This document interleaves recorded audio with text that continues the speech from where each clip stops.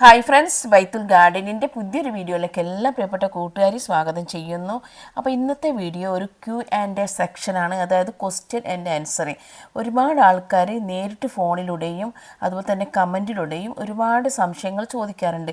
സംശയത്തിനൊക്കെ ഞാൻ മറുപടി കൊടുക്കാറുണ്ട്, പക്ഷേ നമുക്ക് എത്രത്തോളം ഇങ്ങനെ ടൈപ്പിംഗ് ചെയ്ത് കൊടുക്കാൻ പറ്റില്ലല്ലോ. അതുകൊണ്ടാണ് ഈ ഒരു വീഡിയോ ചെയ്യുന്നത്. അവർ ചോദിച്ച ചോദ്യങ്ങൾക്കുള്ള അല്ലെങ്കിൽ അവർ ചോദിച്ച സംശയങ്ങൾക്കുള്ള മറുപടിയാണ് പറയുന്നത്. അപ്പോൾ വീഡിയോ സ്കിപ്പ് ചെയ്യാതെ മുഴുവനായിട്ടും വാച്ച് ചെയ്യണം. എൻ്റെ ചാനൽ സബ്സ്ക്രൈബ് ചെയ്ത് കാണുന്ന ഏതെങ്കിലും കൂട്ടുകാരുണ്ടെങ്കിൽ ചാനലൊന്ന് സബ്സ്ക്രൈബ് ചെയ്ത് സപ്പോർട്ട് ചെയ്യാൻ മറക്കരുത്. അപ്പോൾ നമുക്ക് ഒരുപാട് ചോദ്യങ്ങളൊക്കെ ചോദിക്കാറുണ്ട്. അതിൽ ഇമ്പോർട്ടൻ്റ് ആയിട്ടുള്ള കുറച്ച് ചോദ്യങ്ങൾക്കുള്ള മറുപടിയാണ് കേട്ടോ ഞാൻ പറയുന്നത്. അപ്പോൾ ഒന്നാമത്തെ ചോദ്യം എന്ന് പറയുന്നത്, നമ്മുടെ ബാസാക്കോട്ട ഫെർട്ടിലൈസർ എവിടെ നിന്നാണ് വാങ്ങുന്നത്, അതെങ്ങനെയാണ് നമ്മൾ ചെടികൾക്ക് ഉപയോഗിക്കേണ്ടതെന്നാണ്. അപ്പോൾ അതിൻ്റെ വീഡിയോ ഞാൻ ചെയ്തിട്ടുണ്ട്, പക്ഷേ അവർ കണ്ടിട്ടുണ്ടാവില്ല. ഈ ചോദിച്ചവരൊന്നും ചിലപ്പോൾ ആ വീഡിയോ കണ്ടിട്ടുണ്ടാവില്ല. അപ്പോൾ നമ്മുടെ ബാസാക്കോട്ട ഫെർട്ടിലൈസർ ഓൺലൈനിൽ നിന്ന് നമുക്ക് വാങ്ങാൻ പറ്റുന്നത് കേട്ടോ. ചെടിക്കടയിൽ അത്രത്തോളം ഞാൻ കണ്ടിട്ടില്ല, ഓൺലൈനിൽ നിന്ന് നമുക്ക് വാങ്ങാൻ പറ്റുന്നതാണ്. ഞാൻ വാങ്ങിയിട്ടുള്ള പാക്കറ്റിന് 500 രൂപയായിരുന്നു. അപ്പോൾ നമുക്ക് അങ്ങനെ വാങ്ങാം. അപ്പോൾ ചെടികൾക്ക് ഉപയോഗിക്കേണ്ട രീതി എന്ന് പറയുന്നത്, ഇതൊരു പച്ച ബോൾ പോലത്തെ ചെറിയ ചെറിയ ബോൾ പോലത്തെ ഒരു കെമിക്കൽ വളമാണ് നമ്മുടെ ബാസാക്കോട്ട ഫെർട്ടിലൈസർ. അപ്പോൾ അത് നഴ്സറിക്കാരുടെ ഒരു സീക്രട്ട് വളം കൂടിയാണ്. അപ്പോൾ ഇത് നമുക്ക് ചെടിയുടെ ചുവട്ടിൽ, അതാ മണ്ണ് കുറച്ച് മണ്ണ് നീക്കിയിട്ട് നമുക്ക് ചെടിച്ചട്ടിയിലേക്ക് കുറച്ച് ചെടിയുടെ വലുപ്പത്തിനും പോട്ടിൻ്റെ വലുപ്പത്തിനനുസരിച്ചാണ് നമ്മൾ ഇട്ട് കൊടുക്കേണ്ടത്. ചെറിയ കുഞ്ഞു ചെടിയാണെങ്കിൽ 2-3 ഈ ഒരു ബോൾ ഇട്ട് കൊടുത്താൽ മതി. വലിയ ചെടിയാണെങ്കിൽ നമുക്ക് 5 മുതൽ 10 വരെയുള്ള ബോൾ ഇട്ട് കൊടുക്കട്ടോ. ആ രീതിയിലാണ് നമുക്ക് ഇട്ട് കൊടുക്കേണ്ടത്. അത് കൂടാതെ നമുക്ക് ഇത് നമ്മുടെ പോട്ടി മിക്സിലും ആഡ് ചെയ്യാൻ പറ്റുന്നതാണ്. അപ്പോൾ ഒരിക്കലും ഏത് വളം നമ്മൾ കൂടി പോകാതെ ശ്രദ്ധിച്ചാൽ മതി കേട്ടോ. അപ്പോൾ ഇതൊരു സ്ലോ റിലീസിങ് ഫെർട്ടിലൈസറാണ്. അതുകൊണ്ട് തന്നെ നമുക്ക് സാവധാനം ചെടികൾക്ക് ആവശ്യമുള്ള എല്ലാ ന്യൂട്രിയൻസും നമ്മുടെ ഈ ഒരു ബാസാക്കോട്ട ഫെർട്ടിലൈസറിൽ നിന്ന് കിട്ടുന്നുണ്ട്. പിന്നെ അഗ്ലോണിമ പ്ലാന്റ്സിനൊക്കെ ഒരു ബെസ്റ്റ് വളവും കൂടിയാണ് നമ്മുടെ ബാസാക്കോട്ട ഫെർട്ടിലൈസർ. അപ്പോൾ നിങ്ങൾക്ക് ഏകദേശം കാര്യങ്ങൾ മനസ്സിലായെന്ന് തോന്നുന്നുണ്ട്.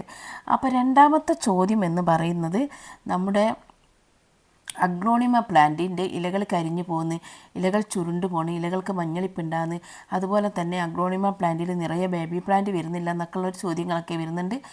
അതിനുള്ള ഒരു മറുപടി ആയിട്ടാണ്, അതിൻ്റെ ഉത്തരമാണ് പറയുന്നത് കേട്ടോ. അപ്പോൾ അഗ്ലോണിമ പ്ലാന്റ് നമുക്കറിയാം, ഓവർ വെള്ളം ഒഴിച്ചിട്ടുണ്ടെങ്കിലും വളം കുറഞ്ഞാലും, ഓവർ വെള്ളം ഒഴിച്ചാലും ഇലകൾക്ക് മഞ്ഞളിപ്പും കരിവാളിപ്പും വരും. അതെന്തായാലും വളം കുറഞ്ഞാലും ഇലകൾക്ക് മഞ്ഞളിപ്പും കരിവാളിപ്പും വരും. അതുപോലെ തന്നെ സൺലൈറ്റ് നന്നായിട്ട് അടിച്ചിട്ടുണ്ടെങ്കിൽ ഇലകൾ കരിഞ്ഞു പോകട്ടോ. അപ്പോൾ അതാത് സ്ഥലത്ത് നമ്മൾ ഈ ചെടിയെ വെച്ച് കൊടുത്തിട്ടുണ്ടെങ്കിൽ നമുക്ക് എന്താണ്, ഈ ഒരു ചെടി ഇതുപോലെയുള്ള ഇലകളൊന്നും കരിയില്ല കേട്ടോ. കരിഞ്ഞു പോകാതെ നമുക്ക് കിട്ടും. അതുപോലെ തന്നെ ഈ ഒരു ചെടിക്ക് ബേബി പ്ലാന്റ് ഉണ്ടാകുന്ന വീഡിയോ ഒക്കെ ഞാൻ ചെയ്തിട്ടുണ്ടെങ്കിലും ഞാൻ പറയട്ടെ. പിന്നെ ഇതിൻ്റെ നമുക്ക് നോഡ് പ്രൊപ്പഗേഷൻ ചെയ്തിട്ട് ബേബി പ്ലാന്റ് ഉണ്ടാക്കാൻ പറ്റും. അതുകൂടാതെ നമുക്ക് നന്നായിട്ട് വളം കൊടുത്തിട്ടുണ്ടെങ്കിൽ നമ്മൾ രണ്ടാഴ്ച കൂടുമ്പോൾ മാറി മാറി വളം കൊടുക്കണം. എങ്കിൽ നമുക്ക് ഒരുപാട് ബേബി പ്ലാന്റ് ഉണ്ടാവുള്ളൂ. അത് അങ്ങനെ ഇല്ലാത്തവർ നമുക്ക് മദർ പ്ലാന്റ് കട്ട് ചെയ്തിട്ട് നമുക്ക് നട്ട് കൊടുത്തിട്ടുണ്ടെങ്കിൽ നമ്മൾ മദർ പ്ലാന്റ് പിടിച്ച് കിട്ടും. ഇതൊരു മദർ പ്ലാന്റ് വെച്ച് കൊടുത്താണ് പിടിച്ച് കിട്ടും. നമുക്ക് ആ കട്ട് ചെയ്ത ഭാഗത്തുനിന്ന് പുതിയ തൈകൾ ഉണ്ടാവും. അങ്ങനെയും ചെയ്യാം. ഇനിയിപ്പോൾ മദർ പ്ലാന്റിൻ്റെ തണ്ട് കുറച്ചധികം നീളമുണ്ടെങ്കിൽ നമുക്ക് അതിൻ്റെ ഒരു 2-3 പീസാക്കിയിട്ട് നമുക്ക് അത് നോഡ് പ്രൊപ്പഗേഷൻ എന്നാണ് പറയുക. അങ്ങനെ നമുക്ക് അഗ്ലോണിമ പ്ലാന്റ്സിന് നമുക്ക് ഇങ്ങനെ തൈകൾ ഉണ്ടാക്കിയെടുക്കാൻ പറ്റും കേട്ടോ. പിന്നെ അടുത്ത ചോദ്യം എന്ന് പറയുന്നത്, നമ്മുടെ ചെടികളിൽ നന്നായിട്ട് നോക്കുന്നുണ്ട് ഒക്കെ ചെയ്യുന്നുണ്ട്, പക്ഷേ പൂക്കളുള്ള ചെടികളിൽ നമുക്ക് ഒരുപാട് പൂക്കൾ കിട്ടുന്നില്ല എന്നുള്ള സംശയങ്ങളൊക്കെ വന്നിട്ടുണ്ട്. അപ്പോൾ അവർക്കുള്ള മറുപടിയാണ് അടുത്തത് പറയാൻ പോകുന്നത്.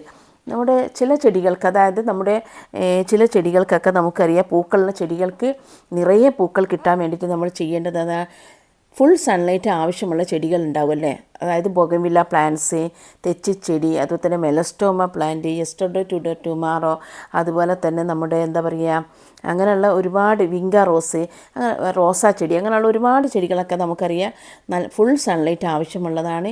അപ്പോൾ ഫുൾ സൺലൈറ്റ് ആവശ്യമുള്ള നമ്മുടെ കോളാമ്പി ചെടി, മഞ്ഞക്കോളാമ്പി, അതുപോലെ തന്നെ കൊങ്ങിണി ചെടി എല്ലാം നമുക്ക് ഫുൾ സൺലൈറ്റ് വേണ്ടിയതാണ്.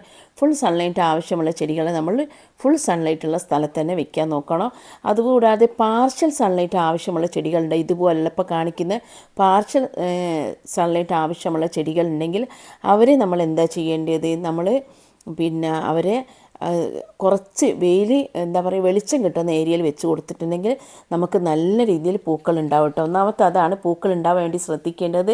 അപ്പോൾ അങ്ങനെയുള്ള ചെടികൾ നമുക്കറിയാം ഏതൊക്കെയാണ് ജറബറ ചെടികൾ, ആന്തൂറിയൻ ചെടികൾ, അതുപോലെ തന്നെ നമുക്ക് അങ്ങനെയുള്ള ഒരുപാട് ചെടികളുണ്ടല്ലേ. ആന്തൂറിയുണ്ട്, അതുപോലെ തന്നെ ജറബറ, പിന്നെ അതായിരുന്നു പിന്നെ അങ്ങനെയുള്ള പിന്നെ അങ്ങനെയുള്ള അതുപോലെ തന്നെ വാക്സി ബിഗോണിയത്തിൻ്റെ ഒരുപാട് പൂക്കൾ ഉണ്ടാകുന്ന ചെടികളുണ്ട്. അതുപോലെ തന്നെ അങ്ങനെയുള്ള ഒരുപാട് ചെടികളുണ്ട്. അപ്പോൾ ഒരുപാട് പേരൊന്നും ഞാൻ പറയുന്നില്ല. അപ്പോൾ അങ്ങനെയുള്ള ചെടികളൊക്കെ നമുക്ക് തണലിഷ്ടപ്പെടുന്ന ചെടികളുണ്ടാവും. ആ പൂക്കളുള്ള എപ്പീഷ്യ പാൻറ്റി അങ്ങനെയുള്ള ചെടികളൊക്കെ നമ്മൾ ആ ഒരു രീതിയിലാണ് വെച്ച് കൊടുക്കേണ്ടത്. അപ്പോൾ ഇതാണ് വെളിച്ചത്തിൻ്റെ കാര്യം അല്ലെങ്കിൽ സൺലൈറ്റിൻ്റെ കാര്യം പറയാനുള്ളത്. പിന്നെ നമുക്ക് പിന്നെ ഈ ഒരു ചെടിക്ക് നമ്മൾ എന്തായാലും ഫ്ലവറിങ് പ്ലാന്റ്സിന് എന്തായാലും നമ്മൾ മസ്റ്റായിട്ടും വളം കൊടുക്കണം. വളം കൊടുത്താൽ മാത്രമേ നമ്മൾ ഫെർട്ടിലൈസർ ചെയ്താൽ മാത്രമേ പൂക്കൾ ഉണ്ടാവുകയുള്ളൂ.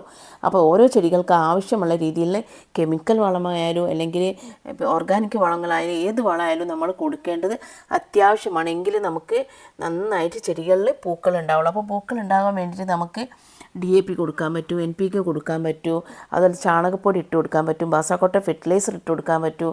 അങ്ങനെ അപ്പോൾ നമ്മൾ ചെടികൾക്ക് കൊടുക്കേണ്ടത് ഫ്ലവറിങ് പ്ലാന്റ്സിന് നമ്മൾ മസ്റ്റായിട്ട് കൊടുക്കേണ്ടത് 2 ആഴ്ച കൂടുമ്പോൾ നമ്മൾ ചട്ടിയിലുള്ള ചെടികൾക്കാണെങ്കിൽ 2 ആഴ്ച കൂടുമ്പോൾ നമ്മൾ എന്ത് ചെയ്യണം, വളം കൊടുക്കേണ്ടത് അത്യാവശ്യമാണ് കേട്ടോ. 2 ആഴ്ച കൂടുമ്പോൾ നമ്മൾ മസ്റ്റായിട്ടും 2 ആഴ്ച 15 ദിവസം കഴിഞ്ഞിട്ട് വേറെ വളം കൊടുക്കുക. അത് കഴിഞ്ഞിട്ട് 15 ദിവസം കഴിഞ്ഞിട്ട് നമുക്ക് അങ്ങനെ മാറി മാറി മാറി വളം കൊടുത്താൽ എല്ലാ ന്യൂട്രിയൻസും എല്ലാ പോഷകങ്ങളും നമ്മളെ ചെടികൾക്ക് കിട്ടിയിട്ടെല്ലാം നമുക്ക് നിറയെ നമുക്ക് പൂക്കൾ ഉണ്ടാവും കേട്ടോ. അതാണ് നമ്മൾ ചെയ്യേണ്ടത്. വളം നിർബന്ധമായിട്ട് നമ്മൾ കൊടുക്കേണ്ടത് അത്യാവശ്യമാണ് കേട്ടോ. അതുപോലെ തന്നെ നമ്മൾ ചെയ്യേണ്ടത് ഇനിയിപ്പോൾ മണ്ണിൽ നട്ട ചെടിയാണെങ്കിൽ നമുക്ക് എന്ത് ചെയ്യാം, മണ്ണിലിട്ട ചെടികൾക്ക് നമുക്ക് മാസത്തിലൊരിക്കൽ നമുക്ക് വളം ചെയ്ത് കൊടുത്താൽ മതി അല്ലേ.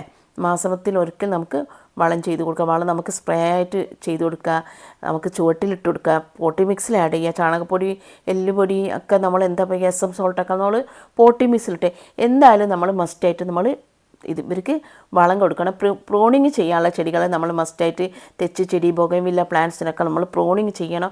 അങ്ങനെ ഓരോ ചെടിക്കും ആവശ്യമുള്ള കാര്യങ്ങൾ നമ്മൾ പഠിച്ച് അതിനനുസരിച്ച് നമ്മൾ വെച്ച് കൊടുത്താൽ മാത്രമേ നമുക്ക് നിറയെ പൂക്കൾ കിട്ടുള്ളൂ കേട്ടോ.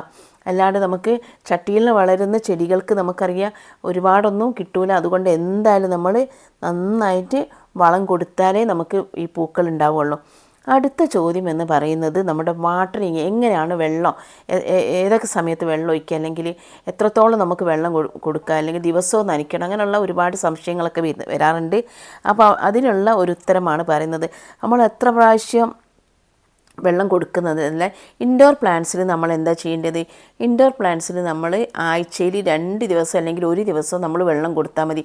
അത് തന്നെ നമ്മൾ ആ പോട്ട് നമ്മൾ വിരൽ കൊണ്ട് തൊട്ട് നോക്കിയിട്ട് മണ്ണ് ഡ്രൈ ആണോന്ന് മാത്രം നോക്കിയിട്ട് നമുക്ക് ഇൻഡോർ പ്ലാന്റ്സിന് വെള്ളം കൊടുത്താൽ മതി. ഇനിയിപ്പോൾ ചട്ടിയിൽ വെക്കുന്ന ചെടിയാണെങ്കിൽ സൈഡിലൊക്കെ വെക്കുന്ന ചെടിയാണെങ്കിൽ സൺസൈഡിൻ്റെ അടിയിലൊക്കെ വെക്കുന്ന അഗ്ലോണിമ, കലാത്തിയ, ബിഗോണിയ പോലെയുള്ള ചെടികളാണെങ്കിൽ നമുക്ക് ആഴ്ചയിൽ ഒരു 4 പ്രാവശ്യമൊക്കെ നമുക്ക് വെള്ളം കൊടുക്കാം.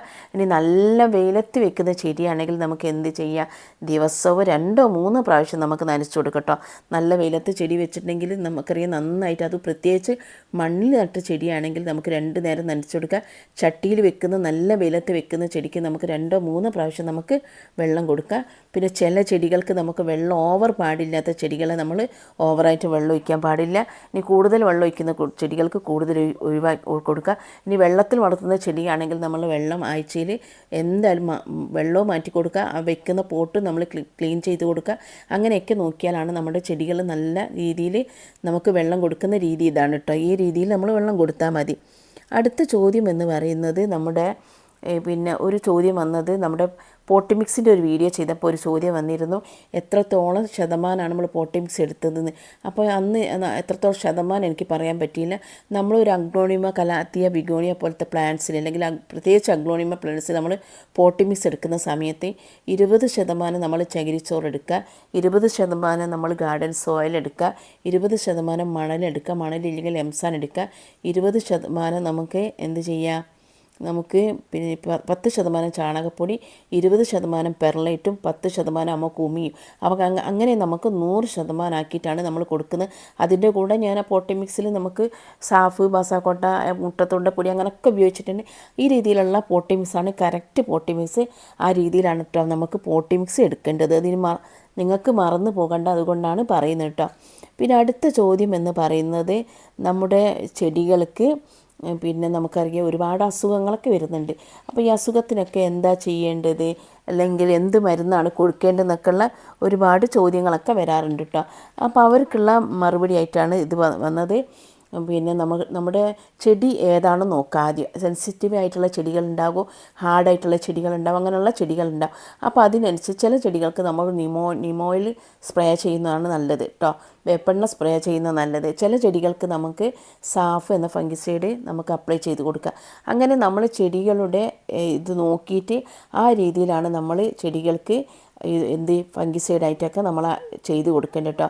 അല്ലാതെ നമ്മൾ ഒരു സെൻസിറ്റീവായിട്ട് ചെടിക്ക് കുറച്ചധികം ഇതൊക്കെ അടിച്ചു കൊടുത്തിട്ടുണ്ടെങ്കിൽ നമ്മുടെ ചെടി പെട്ടെന്ന് നശിച്ചു പോകും കേട്ടോ. അങ്ങനെ ഒരു അബദ്ധം ആർക്കും പറ്റരുത്. അത് നമ്മൾ എടുക്കുന്ന അളവ് നല്ല കുറവില്ല. നമുക്ക് ഇപ്പോൾ ഒരു 5 ഗ്രാം എന്ന് പറഞ്ഞത് അത് 3 ഗ്രാം ആയാലും 5 ഗ്രാമിൽ നിന്ന് 6 ഗ്രാമിലേക്ക് നമ്മൾ ഒരിക്കലും ആവാൻ പാടില്ല കേട്ടോ. ആ രീതിയിലാണ് നമുക്ക്. പിന്നെ NPK ഉപയോഗിക്കുന്നത് എങ്ങനെയാണെന്ന് ചോദ്യമുണ്ട്.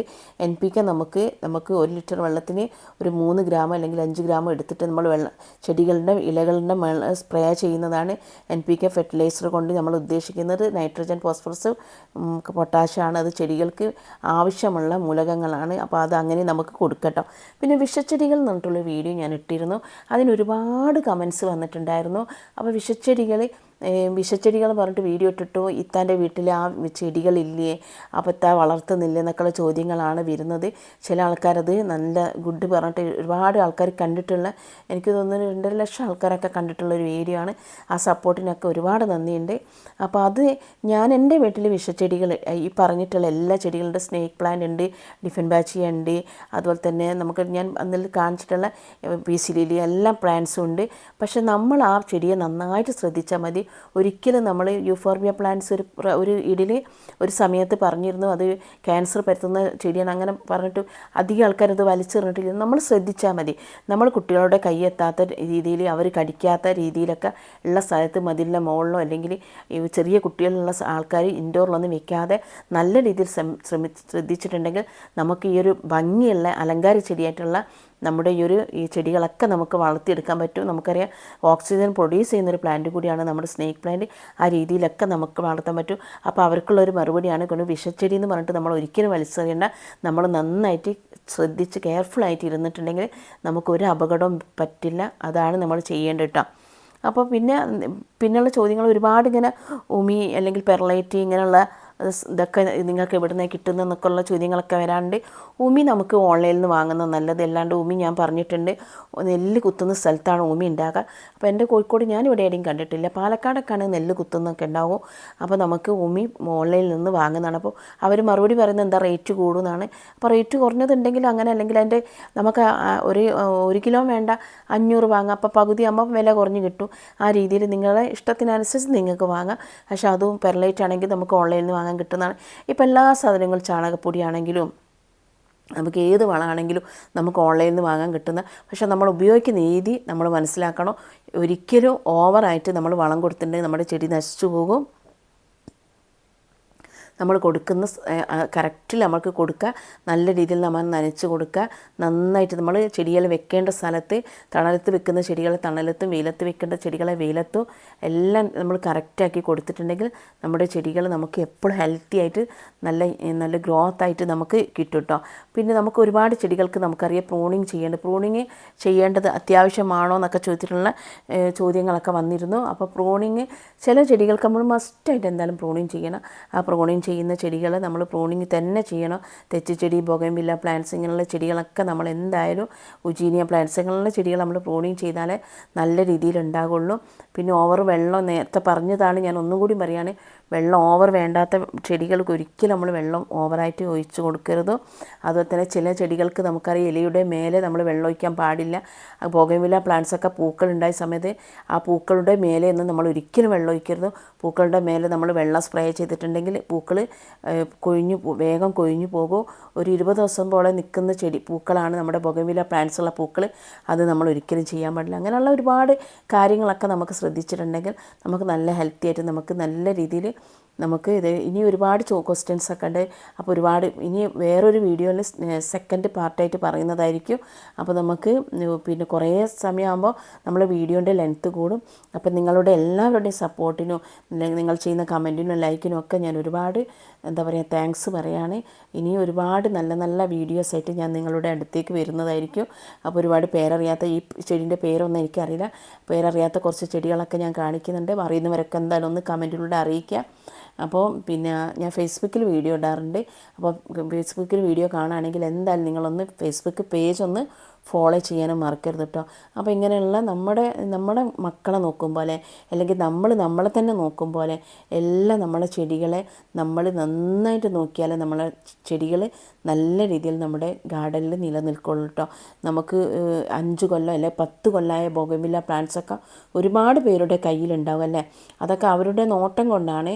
അപ്പോൾ നമ്മുടെ ചെടികളൊന്നും നശിച്ചു പോകാതെ നോക്കണമെങ്കിൽ നമ്മൾ നല്ല രീതിയിലുള്ള കെയറിങ് സപ്പോർട്ടിങ് ഒക്കെ കൊടുക്കണം. ഹാങ്ങിങ് പ്ലാന്റ്സിനൊക്കെ നമ്മൾ അത് രീതിയിൽ വെക്കുക. പിന്നെ സപ്പോർട്ടിങ് വേണ്ട പ്ലാന്റ്സിനൊക്കെ നമ്മൾ സ്റ്റിക്ക് വെച്ച് സപ്പോർട്ട് ചെയ്യുക. അങ്ങനെയുള്ള ഒത്തിരി പ്ലാന്റ്സിനെ കുറിച്ച് പഠിക്കുകയാണെങ്കിൽ ഒരുപാട് കാര്യങ്ങൾ നമ്മൾ പഠിക്കാനും ചെയ്യാനുണ്ട്. അപ്പോൾ നമുക്ക് ചെടികളെ ഇഷ്ടമുള്ളവർ എന്തായാലും ആ കാര്യങ്ങളൊക്കെ ശ്രദ്ധിക്കും. അപ്പോൾ ഈ കാര്യങ്ങളൊക്കെ ശ്രദ്ധിച്ചിട്ടുണ്ടെങ്കിൽ നിങ്ങൾക്ക് നല്ല രീതിയിലുള്ള നിങ്ങളുടെ ഗാർഡൻ എന്നും മനോഹരമായിരിക്കും. അപ്പം വീഡിയോയിൽ എന്തെങ്കിലും സംശയങ്ങളും കാര്യങ്ങളുണ്ടെങ്കിൽ കമൻറ്റിലൂടെ ചോദിക്കുക കേട്ടോ. അപ്പം വീഡിയോ ബോറടിപ്പിച്ചിട്ടുണ്ടെങ്കിൽ അതും വരെ കുറച്ച് ലെങ്ത്ത് കൂടി പോയിട്ടുണ്ട്. അപ്പോൾ നിങ്ങളുടെ വിലയേറെ സപ്പോർട്ട് എന്തായാലും ഉണ്ടാവണം കേട്ടോ. അപ്പോൾ എല്ലാ ചെടികളും നമ്മൾ ഒന്ന് ചട്ടിയിലേക്ക് മാറ്റിയിട്ട് അത് പറയാൻ മറന്നുപോയി. ചില ചെടികളൊക്കെ നമുക്ക് ചട്ടിയിലേക്ക് മാറ്റുമ്പോൾ ഉണ്ടാവും. ചെറിയ ചെടികൾക്ക് ചെറിയ ചട്ടിയോ വലിയ ചെടികൾക്ക് വലിയ ചട്ടി എടുക്കണം. ഒരു കുഞ്ഞു ചെടിയെ കൊണ്ടിട്ട് നമ്മൾ എന്ത് ചെയ്യണോ ചെറിയ ചട്ടിയിൽ വലിയ ചട്ടിയിൽ വെക്കരുതോ. വലിയ ചെടിയെ കൊണ്ടിട്ട് നമ്മൾ ചെറിയ ചട്ടിയിൽ വെക്കുന്നു. അപ്പോൾ പോട്ടിൻ്റെ കാര്യത്തിലും അതുപോലെ തന്നെ മണ്ണിൻ്റെ കാര്യത്തിലും വെള്ളത്തിൻ്റെ കാര്യത്തിലും സൺലൈറ്റിൻ്റെ കാര്യങ്ങളും പോട്ടി മിക്സ് അങ്ങനെയുള്ള എല്ലാ കാര്യങ്ങളും നമ്മൾ തൊട്ട് സെഡ് വരെയുള്ള കാര്യങ്ങൾ പഠിച്ചാൽ മാത്രമേ അല്ലെങ്കിൽ മനസ്സിലാക്കിയാൽ മാത്രമേ നമുക്ക് നല്ല രീതിയിൽ നമ്മുടെ ചെടികളെ വളർത്താൻ പറ്റുള്ളൂ. ഇപ്പോൾ കാണിക്കുന്ന ഈ ജറബറ ചെടികളൊന്നും ഒരിക്കലും നല്ല വെയിലത്ത് കൊണ്ടുവയ്ക്കാൻ പറ്റും. അപ്പോൾ വീഡിയോ ഇഷ്ടപ്പെട്ടാൽ എന്തായാലും ലൈക്ക് ചെയ്യുക, കമൻറ്റ് ചെയ്യട്ടോ.